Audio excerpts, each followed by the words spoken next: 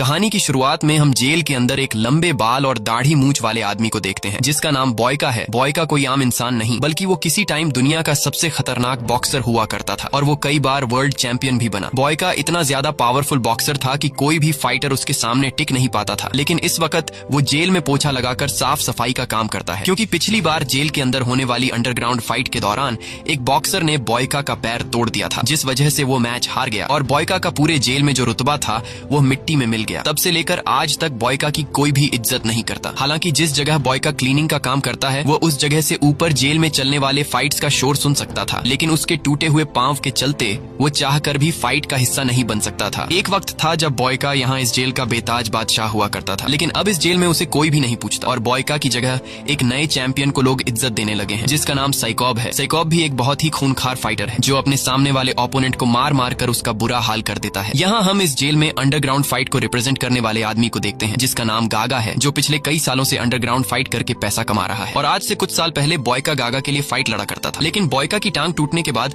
अब साइकोब गागा का favourite fighter है। फाइट खत्म होने के बाद जब गागा यहाँ से जा रहा होता है तब गागा की नजर बॉयका पर पड़ती है। बॉयका की हालत काफी खराब होती है, जिसे देखकर गागा को बॉयका पर तरस आ जाता है। इसलिए गागा अपने एक आदमी को कुछ पैसे देकर उससे कहता है कि जाओ यह पैसे बॉयका को दे दो। और जब वो आदमी बॉयका को पैसे देने आता है तब बॉयका पैसे लेने से इनकार कर देता है। ये देखकर गागा समझ जाता है कि बॉयका अपनी इस जिंदगी से खुश नहीं है, क्योंकि वो किसी टाइम पर एक बहुत ही अच्छा फाइटर हुआ करता था, जिस वजह से आज भी गागा के दिल में बॉयका के लिए इज्जत होती है। इसलिए गागा खुद बॉयका के पास आता है और उससे कहता है कि तुमने मेरे लिए बहुत सारी फाइट्स लड़ी है जिससे मैंने काफी सारे पैसे कमाए हैं, इसलिए मैं चाहता हूँ कि तुम मेरे ये कुछ पैसे कबूल कर लो। लेकिन बॉयका पैसे लेने से इनकार कर देता है और कहता है कि अगर तुम मेरी मदद करना चाहते हो तो तुम अपने सबसे अच्छे फाइटर यानी साइकॉब से मेरी फाइट करवा दो। यह सुनकर गागा हंस पड़ता है और कहता है कि अब तुम टूटे हुए पांव की वजह से नाकारा हो चुके हो और लड़ने की हालत में बिल्कुल भी नहीं हो, इसलिए मैं तुम्हें रिंग में मरते हुए नहीं देख सकता। यह सुनकर बॉयका को काफी बुरा लगता है, क्योंकि एक वक्त इस जेल पर राज करने वाला बॉयका को आज लोग लाचार समझने लगे हैं और ये सब बॉयका से देखा नहीं जाता। इसलिए वो अपने टूटे हुए टांग पर प्रैक्टिस करना शुरू कर देता है और हर रोज एक्सरसाइज करके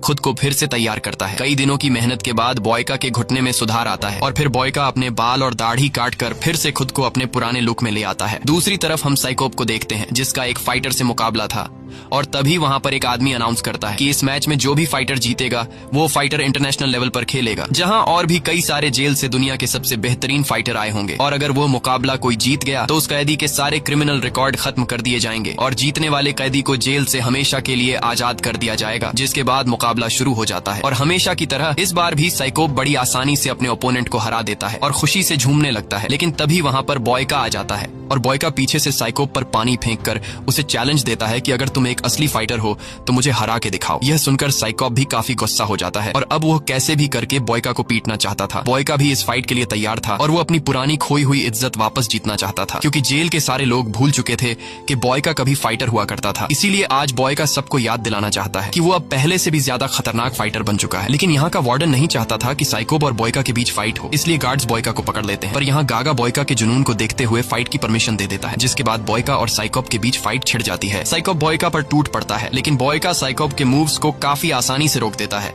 और साइकोब बॉयका के सामने ज्यादा देर तक टिक नहीं पाता और यह मैच बॉयका जीत जाता है। ये देखकर जेल के सभी लोग चौंक जाते हैं और गागा बॉयका के फाइटिंग स्किल से काफी इम्प्रेस हो जाता है। गागा देखता है कि बॉयका में अभी भी वही पुरानी आग जल रही है, इसीलिए गागा साइकोब की जगह बॉयका को इंटरनेशनल बॉक्सिंग टूर्नामेंट के लिए सिलेक्ट कर लेता है। लेकिन उस टूर्नामेंट में हिस्सा लेने के लिए बॉयका को इस जेल से दूसरे जेल जाना पड़ेगा और फिर अगले ही दिन बॉयका को उस जेल भेज दिया जाता है जहां पर यह टूर्नामेंट होने वाला है। लेकिन अंदर आते ही बॉयका देखता है कि यहाँ और भी कई सारे फाइटर आए हुए हैं और ये दुनिया के सबसे बेहतरीन फाइटर्स हैं। ये सभी अलग अलग कंट्री से इस फाइट में हिस्सा लेने के लिए आए हैं और हर एक फाइटर इस मैच को जीतने की उम्मीद रखता है, क्योंकि इन्हें पता होता है कि जो भी फाइटर फाइनल मैच जीतेगा उस फाइटर के सारे क्रिमिनल रिकॉर्ड खत्म कर दिए जाएंगे और साथ ही उसे जेल से भी आजाद कर दिया जाएगा। और इन्हीं फाइटर्स में से एक फाइटर जिसका नाम टर्बो है वो वार्डन के साथ बदतमीजी करने लगता है, लेकिन इस जेल का वार्डन बहुत ही ज्यादा स्ट्रिक्ट था, इसीलिए गार्ड टर्बो के पैर में स्टिक मारकर उसे नीचे गिरा देता है। अब यहाँ वार्डन टर्बो और बाकी फाइटर्स के पास आकर उन्हें इस जेल के रूल समझाता है और कहता है कि अगर किसी ने भी रूल तोड़ा तो उसे सीधा मार दिया जाएगा। इसके बाद इन्हें उस जगह पर ले जाया जाता है जहाँ पर यह फाइट होने वाली है और वह फाइट रिंग काफी बड़ा था, जिसे देखकर यह सभी फाइटर समझ जाते हैं कि यह फाइट टूर्नामेंट कितना ग्रैंड होने वाला है, जिसे देखने के लिए बहुत सारे लोग भी आने वाले हैं। इसके बाद सभी कैदियों को उनके सेल में ले जाया जाता है और अगली सुबह वार्डन आकर सभी कैदियों से कहता है कि तुम्हें प्रैक्टिस के लिए सिर्फ 1 घंटा दिया जाएगा, बाकी पूरा दिन तुम्हें काम करना होगा। यह सुनकर सभी कैदियों को काफी अजीब लगता है और वार्डन से यह लोग पूछने लगते हैं कि इस तरह से तो हम फाइट के लिए खुद को तैयार नहीं कर पाएंगे। लेकिन वार्डन इनकी कोई बात नहीं सुनता और कहता है कि अगर 1 घंटे की प्रैक्टिस में तुम लोग खुद को फाइट के लिए तैयार कर सकते हो तो ठीक है, नहीं तो तुम लोगों को वापस जेल में भेज दिया जाएगा। अब जेल में वापस जाने के डर से न चाहते हुए यह लोग मान जाते हैं, जिसके बाद इन सभी को एक माइनिंग की जगह पर ले जाया जाता है जहां पर उन्हें काफी बड़े बड़े पत्थरों को तोड़ना है और अब न चाहते हुए यह लोग काम पर लग जाते हैं। काम के दौरान बॉयका और टर्बो की आपस में बहस हो जाती है और जैसे ही यह दोनों एक दूसरे को मारने के लिए आगे बढ़ते हैं तभी कुछ गार्ड आकर इन लोगों को रोक देते हैं और तभी इनकी नजर पड़ती है एक फाइटर पर जिसका नाम डॉलर है। डॉलर बड़े सुकून से छांव के नीचे आराम कर रहा होता है। उसे वीआईपी ट्रीटमेंट दी जा रही होती है और उसे यहाँ पर कोई भी गार्ड काम करने के लिए नहीं बोलता। यह देखकर सभी लोगों को काफी गुस्सा आता है, लेकिन ये लोग मजबूर थे, इसलिए ये लोग कुछ भी नहीं कर सकते थे और काम पर लग जाते हैं। काम करते करते शाम हो जाती है, जिसके बाद कुछ गार्ड्स इन सभी को गाड़ी में बैठाकर वापस जेल ले आते हैं जहां उन्हें 1 घंटा प्रैक्टिस के लिए दिया जाता है। तभी हम डॉलर को देखते हैं जिसके पास वार्डन आता है और वार्डन यहाँ पर डॉलर को एक डब्बे में ड्रग्स देता है। ये ड्रग्स परफॉर्मेंस एनहांसमेंट के लिए होते हैं, जिसे लेने के बाद डॉलर की बॉडी में और भी ज्यादा पावर आ जाएगी और वो अपने ओपोनेंट को आराम से हरा देगा। अब यहाँ वो दिन आता है जिस दिन टूर्नामेंट स्टार्ट होने वाला था और पूरे दुनिया में सट्टेबाजी होना शुरू हो जाती है, जहाँ पर सभी लोग अपने फेवरेट फाइटर्स पर पैसा लगाने लगते हैं। जिसके बाद पहली फाइट शुरू हो जाती है। यहाँ हम पहले फाइटर को देखते हैं जिसका नाम सिल्वा है। सिल्वा एक बहुत ही अच्छा फाइटर है जो अपने अच्छे फाइटिंग स्किल्स की वजह से अपने ओपोनेंट को बहुत ही जल्दी हरा देता है और सिल्वा यह मैच जीत जाता है, जिसका मतलब कि सिल्वा सेमीफाइनल के लिए क्वालिफाई गया है। इसके बाद दूसरी फाइट होती है टर्बो की और यहाँ हम टर्बो की फाइटिंग के अंदाज को देखकर समझ जाते हैं कि टर्बो कोई कच्चा खिलाड़ी नहीं है। टर्बो अपने ओपोनेंट से बहुत ही तेजी से फाइट कर रहा होता है, जिससे उस दूसरे फाइटर को टर्बो पर वार करने का मौका ही नहीं मिलता और टर्बो उस फाइटर को हराकर सेमीफाइनल के लिए क्वालिफाई कर देता है। अब तीसरी फाइट होती है बॉयका की और उसका ओपोनेंट फ्रांस का बेहतरीन फाइटर डुपॉन होता है। अब जैसे ही फाइट की शुरुआत होती है तब डुपॉन बॉयका पर हमला कर देता है, लेकिन बॉयका बड़ी आसानी से डुपॉन के पंचेस से खुद को बचाता है और काफी देर तक लड़ने के बाद बॉयका जब समझ जाता है कि डुपॉन थक चुका है तब बॉयका उस पर हमला कर देता है और बॉयका भी डुपॉन को हराकर सेमीफाइनल में पहुंच जाता है। बॉयका के इस मैच को पुराने जेल में उसके साथ ही देख रहे होते हैं जिस जेल में बॉयका ने कभी अपना राज चलाया था और बॉयका का मैच जीतते हुए देखकर उसके पुराने साथी काफी खुश हो जाते हैं। इसके बाद बारी आती है डॉलर की और डॉलर का भी एक दूसरे फाइटर के साथ मैच स्टार्ट हो जाता है। अब जैसे कि हमें पता है कि डॉलर मैच शुरू होने से पहले ड्रग्स लेता है, इसीलिए वो अपने सामने के ओपोनेंट को बिल्कुल टिकने ही नहीं देता और डॉलर उसे मार मार कर उसका बुरा हाल कर देता है। साथ ही डॉलर भी यह मैच जीतकर सेमीफाइनल के लिए क्वालिफाई कर देता है। इसके बाद सारे हारे हुए लोग वापस जाने की तैयारी करने लगते हैं। उन्हें लग रहा था कि उनको वापस अपनी कंट्री भेज दिया जाएगा, लेकिन ऐसा बिल्कुल भी नहीं होता। वार्डन चुपके से अपने लोगों को कहता है कि उन्हें जेल से बाहर ले जाकर मार डालो। इसके बाद गार्ड्स इन 4 हारे हुए कैदियों को एक वैन में बिठाकर जेल से कुछ दूरी पर ले जाते हैं और उन्हें लाइन से खड़ा करके गार्ड्स इन चारों को मार डालते हैं। अगले दिन जब टर्बो और बॉयका को पत्थर तोड़ने के काम के लिए ले जाया जाता है तब इन दोनों को एक ही चेन से पैरों से बांधा गया होता है। अब इन दोनों की पहले से एक दूसरे के साथ नहीं लग रही थी, इसलिए जल्दी ही इन दोनों के बीच बहस छिड़ जाती है और बहस बढ़ते बढ़ते इनके बीच फाइट शुरू हो जाता है। ये दोनों एक दूसरे को बुरी तरह से मारते हैं और तभी कुछ गार्ड्स की नजर इन पर पड़ती है। गार्ड्स इन दोनों को लड़ते हुए देखकर जल्दी उनके पास आकर इन्हें छुड़ा लेते हैं और अब क्योंकि इन दोनों ने एक दूसरे के साथ लड़ाई करके रूल्स को तोड़ा है, इसलिए गार्ड्स इन्हें जाकर काल कोठरी में बंद कर देते हैं और काल कोठरी में रहते हुए इन दोनों को 1 घंटा एक्सरसाइज के लिए भी नहीं दिया जाता।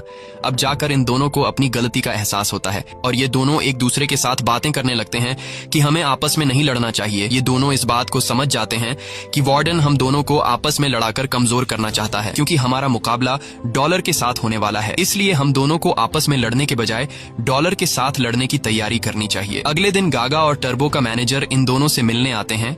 यहाँ टर्बो और बॉयका इन दोनों को बताते हैं कि हमारे साथ यहाँ पर काफी बुरा सलूक हो रहा है। हमारे से यहाँ पर दिन रात पत्थर तोड़ने का काम लिया जा रहा है, जबकि हम लोग फाइटर्स हैं और हमें फाइट के लिए तैयार होने का ट्रीटमेंट देने के बजाय हमसे मजदूरी ली जा रही है। ये सुनकर गागा और टर्बो के मैनेजर को काफी गुस्सा आता है और ये दोनों सीधे वार्डन के ऑफिस में जाते हैं। यहाँ वार्डन इनकी मुलाकात करवाता है रीजो नाम के एक आदमी से। रीजो जॉर्जिया का सबसे बड़ा डॉन है और रीजो ही यहाँ का इंटरनेशनल फाइट करवा रहा है, यानी कि सारा का सारा कंट्रोल इसके हाथ में है और रीजो का फाइटर कोई और नहीं बल्कि डॉलर है, इसीलिए डॉलर को यहाँ वीआईपी ट्रीटमेंट दी जा रही है। यहाँ गागा इससे पूछता है कि हमारे फाइटर के साथ ऐसा सलूक क्यों हो रहा है। तब वो माफिया डॉन गागा से कहता है कि यह सब कुछ जानबूझकर किया जा रहा है। मैंने ही वार्डन से कहा है कि वो बाकी सारे फाइटर से काम करवाए ताकि वो लोग कमजोर हो जाए। और जब फाइनल में मेरे फाइटर डॉलर के सामने जो फाइटर भी आए, वह डॉलर के सामने ज्यादा देर तक टिक नहीं पाए। यहाँ माफिया डॉन इन दोनों को यह भी बता देता है कि इस फाइट की शुरुआत से पहले इसका विनर फिक्स हो चुका है और वो विनर कोई और नहीं बल्कि मेरा फाइटर डॉलर है। इसीलिए तुम दोनों को भी मेरे फाइटर पर पैसे लगाने चाहिए। अगर तुम्हें ज्यादा पैसे कमाने हैं तो अभी भी वक्त है, तुम दोनों सारे के सारे पैसे डॉलर पर लगा दो, क्योंकि वही इस फाइट को जीतने वाला है। तब गागा पूछता है कि हमारे फाइटर्स का क्या होगा, जिस पर माफिया डॉन कहता है कि अपने फाइटर्स को छोड़ो और जो पैसे तुम्हारे पास आने वाले हैं उसके बारे में सोचो। अब ये दोनों ज्यादा पैसा कमाने के लालच में अपने फाइटर्स को मौत के मुंह में छोड़कर माफिया डॉन के साथ हाथ मिला लेते हैं। वहीं दूसरी तरफ हमें बॉयका और टर्बो को दिखाया जाता है जो धीरे धीरे एक दूसरे के साथ अच्छे से बात करने लगते हैं और अपना ज्यादातर वक्त एक दूसरे के साथ बिताने लगते हैं। इन दोनों को समझ आ चुका होता है कि हम दोनों को जानबूझकर ज्यादा टाइम प्रैक्टिस के लिए नहीं दिया जा रहा, क्योंकि अगर हमें प्रैक्टिस के लिए ज्यादा टाइम दिया गया तो हम मैच में डॉलर पर भारी पड़ सकते हैं। इसलिए ये दोनों प्लान बनाते हैं कि जब इन्हें माइनिंग के काम के लिए ले जाया जाएगा वहीं पर ये दोनों प्रैक्टिस किया करेंगे। और अब प्लान के मुताबिक जब भी इन दोनों को माइनिंग की जगह पर काम के लिए ले जाया जाता है तब ये दोनों वहां पर पत्थर भी उठाते हैं और साथ में प्रैक्टिस भी करते हैं। लेकिन प्रैक्टिस के दौरान जब बॉय का एक पत्थर उठा रहा होता है तो फिर से उसके घुटने में दर्द होता है और टर्बो इस चीज को देख लेता है, जिसके बाद टर्बो उसे कुछ जड़ी बूटियां देकर कहता है